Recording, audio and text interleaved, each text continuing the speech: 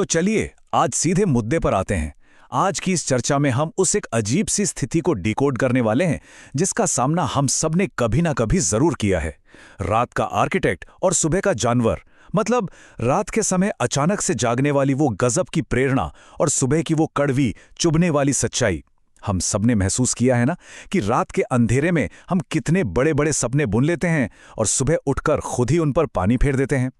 ये एक ऐसा लूप है जिसमें हम सब फंसे हुए हैं। तो आइए देखते हैं कि आखिर ये सब होता कैसे है। जरा कल्पना कीजिए, रात के 11:47 बज रहे हैं। चारों तरफ एकदम सन्नाटा है। हम बस बिस्तर पे लेटे हैं, छत को घूर रहे हैं और अचानक एक ऐसा जादुई पल आता है जब जिंदगी की हर उलझन बिल्कुल शीशे की तरह साफ लगने लगती है। अचानक वो इंसान जो सुबह 5 बजे उठता है, ढेरों किताबें पढ़ता है, रोज वर्कआउट करता है, वो कोई सपना नहीं बल्कि बिल्कुल सच और मुमकिन लगने लगता है। ये वो शांत वक्त होता है ना, जब अगले 5 सालों का पूरा विजन हमारे दिमाग में बिल्कुल क्लिक कर जाता है। ऐसा लगता है जैसे अब तक की सारी गलतियां बस एक बुरी फिल्म का हिस्सा थीं और अब बस इसी पल से सब कुछ बदल जाने वाला है। और फिर उस गजब की क्लैरिटी के बीच एक अजीब सी बिजली दौड़ती है। हम तुरंत अपना फोन उठाते हैं और नोट्स ऐप में बड़ी तेजी से कुछ टाइप करने लगते हैं। ऐसा लगता है जैसे अगर अभी नहीं लिखा तो कोई इन शानदार विचारों को चुरा लेगा। हम बहुत ही साफ शब्दों में लिखते हैं, कल यही वो दिन है जब मैं सच में शुरुआत करूंगा। उस वक्त सच कहूं तो कोई दिखावा नहीं होता है, एक सर्जन जैसी सटीकता महसूस होती है। हम फोन नीचे रखते हैं और अंधेरे में चेहरे पर एक हल्की सी मुस्कान आ जाती है, इस पक्के अटूट विश्वास के साथ कि कल का दिन यकीनन कुछ अलग ही होगा। लेकिन फिर सुबह के 6 बजते हैं, अलार्म चीखना शुरू कर देता है। सुबह 6 बजे अलार्म बजता है, 7 बजे तक योजना खत्म हो जाती है, 9 बजे तक हम उसे कल के लिए टाल देते हैं और रात 11 बजे फिर से वही स्पष्टता और शर्मिंदगी लौट आती है। रात का वो शानदार ऊर्जा से भरा मास्टर प्लान अचानक दम तोड़ने लगता है। वो इंसान जिसने रात को 11:47 पर वो महान योजना बनाई थी ना, वो तो अब वहां है ही नहीं। उसकी जगह एक नींद में डूबे थके हुए शरीर ने ले ली है, जिसकी आंखें ठीक से खुल भी नहीं रही हैं और हाथ सीधा फोन के स्नूज बटन की तरफ जा रहा है। सुबह 7 बजे तक वो पूरी योजना मर चुकी होती है। सुबह 9 बजे तक हमारा दिमाग हार मानकर कह देता है, यार कोई बात नहीं, कल से पक्का शुरू करेंगे। और फिर रात 11 बजे हम वापस उसी छत को घूर रहे होते हैं। दिमाग फिर से एकदम साफ है, लेकिन इस बार साथ में एक गहरी चुभने वाली शर्मिंदगी भी है। अब इसी पॉइंट पे आकर हम हमेशा खुद को कोसने लगते हैं, है ना? हम इसे आलस या कमजोरी का नाम दे देते हैं। लेकिन हम सबके लिए ये समझना बहुत बहुत जरूरी है कि ये जो बार बार फेल होने का साइकिल है, ये असल में है क्या। देखिए, ये आलस बिल्कुल नहीं है और ना ही ये अनुशासन की कमी है। ये हमारी प्रोग्रामिंग है। ये दरअसल हमारी बायोलॉजिकल वायरिंग का नतीजा है। ये कोई ऐसी चीज नहीं है जो हमारे कैरेक्टर में कोई खोट दिखाती हो, बल्कि ये हमारे शरीर और दिमाग के काम करने के तरीके के बीच का एक बहुत ही गहरा डिस्कनेक्ट है। 2 अलग अलग ऑपरेटिंग सिस्टम। आइए इसे थोड़ा और गहराई से समझते हैं कि ये दोनों आपस में कैसे टकराते हैं।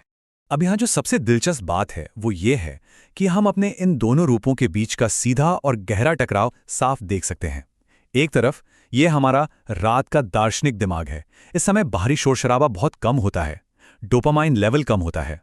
इस शांति में यह दिमाग दशकों आगे की सोच सकता है, बड़ी बड़ी योजनाएं बना सकता है।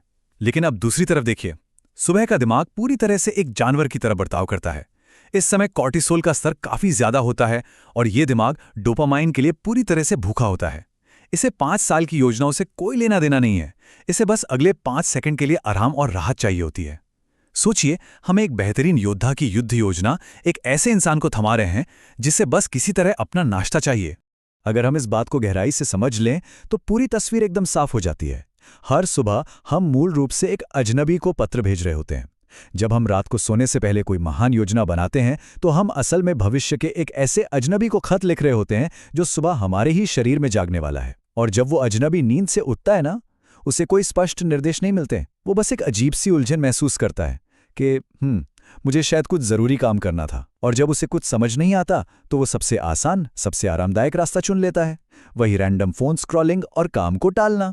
और यही बात हमें एक बहुत ही कड़वे सच की ओर ले जाती है। सुबह की उस बायोलॉजिकल वायरिंग से सिर्फ और सिर्फ अपनी इच्छा शक्ति के बल पर लड़ना एक ऐसी जंग है जिसमें हमारी हार पूरी तरह से तय है। क्यों? क्योंकि सुबह का दिमाग कमरे को पढ़ता है, हमारे नोट्स ऐप को नहीं। वो प्रेरणा या मोटिवेशन पर कोई प्रतिक्रिया नहीं देता। उसे इस बात से कोई फर्क नहीं पड़ता कि हमने पिछली रात नोट्स ऐप में क्या बड़े बड़े वादे किए थे। वो सिर्फ अपने आसपास के माहौल को देखता है, जो सामने रखा है, जो सबसे आसान है और जिसमें कोई मेहनत नहीं लग रही। सुबह का दिमाग बस वही करता है। अगर फोन आसानी से हाथ लग जाए तो वो सीधा फोन ही उठाएगा। तो यहाँ सबसे महत्वपूर्ण बिंदु ये है कि हमें अपनी इस वायरिंग से लड़ना बंद करना होगा। इन सारी थ्योरी और निराशा से निकलकर अब हमें अपना पूरा फोकस एक बहुत ही प्रैक्टिकल सवाल पर लगाना है।